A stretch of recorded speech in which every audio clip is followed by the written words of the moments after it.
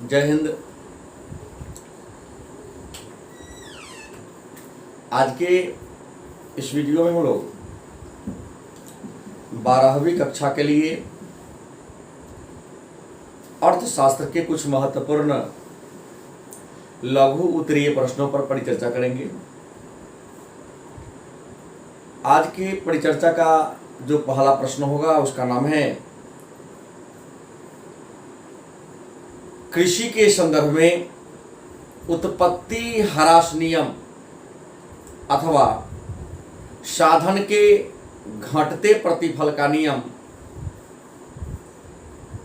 की व्याख्या करें। प्रश्न होगा उत्पत्ति ह्रास नियम क्या है, या साधन के घटते प्रतिफल के नियम से आप क्या समझते हैं। तो आप लिखेंगे उत्पत्ति ह्रास नियम अथवा साधन के घटते प्रतिफल का नियम। उत्पत्ति ह्रास नियम या अल्पकालीन उत्पादन नियम का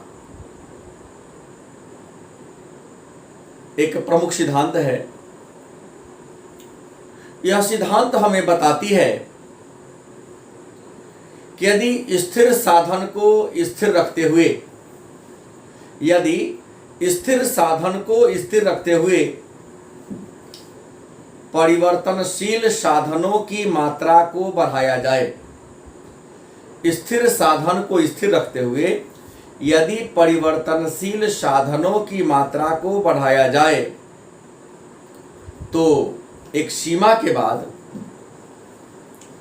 उत्पादन बढ़ने के बजाय घटने लगता है।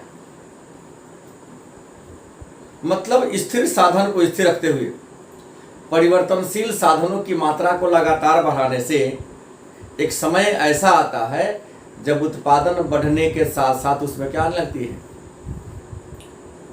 कमी आने लगती है। तो इस नियम को हम उत्पत्ति ह्रास नियम अथवा घटते पैमाने के प्रतिफल के नाम से जानते हैं। अगला प्रश्न है आय के दो क्षेत्रीय मॉडल क्या है। आय के दो क्षेत्रीय मॉडल क्या है अथवा आय के दो क्षेत्रीय मॉडल से आप क्या समझते हैं। आप लिखेंगे आय के दो क्षेत्रीय मॉडल किसी अर्थव्यवस्था में आय के दो स्तरीय प्रवाह को प्रदर्शित करने वाला एक नियम है। मतलब आय के दो स्तरों पर होने वाला जो विनिमय है, जो प्रवाह है, उसी प्रवाह को प्रदर्शित करने वाला एक नियम है। उस नियम को हम आय के दो क्षेत्रीय मॉडल के नाम से जानते हैं। आय के दो क्षेत्रीय मॉडल के अंतर्गत घरेलू क्षेत्र और परिवार को रखा गया है, क्योंकि घरेलू क्षेत्र उद्योग रखा गया है, क्योंकि घरेलू क्षेत्र से उद्योग को कच्चा माल, श्रम की प्राप्ति होती है। वहीं उद्योग क्षेत्र घरेलू क्षेत्र को कच्चा माल का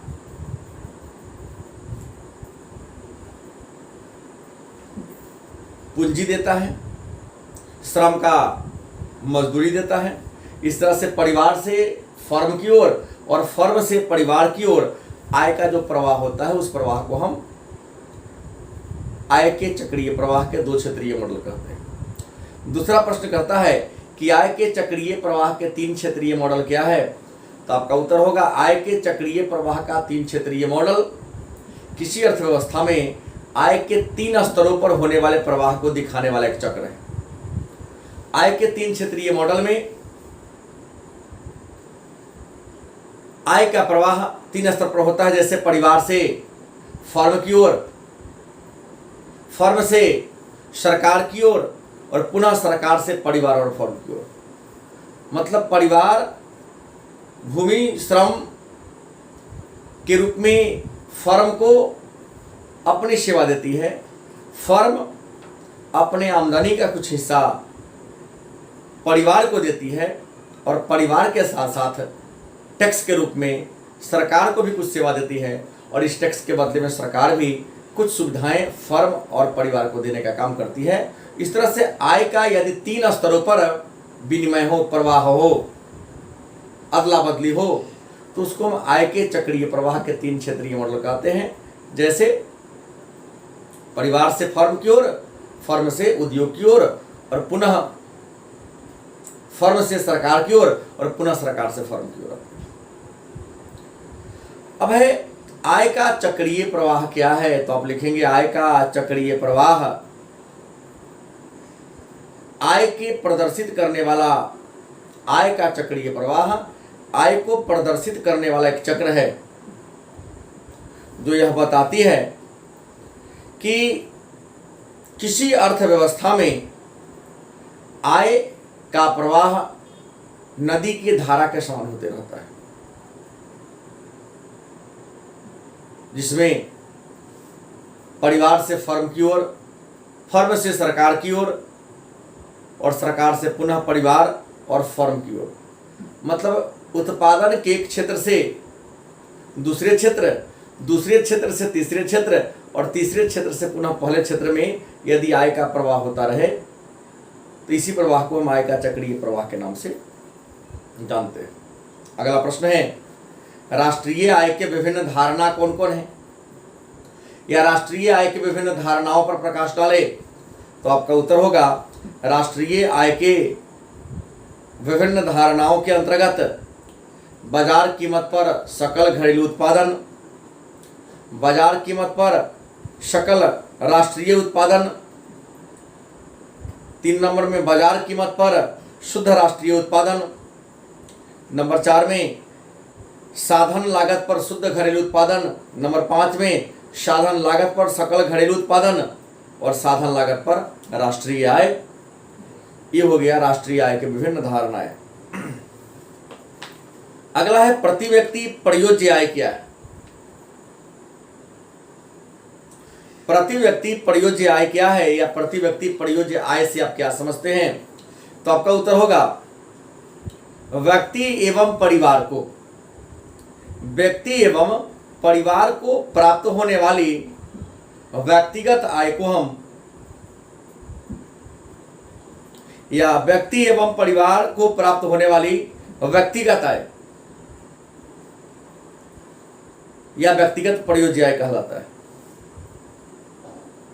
या इसको अन्य शब्दों में कहें कि व्यक्ति के आय का वह भाग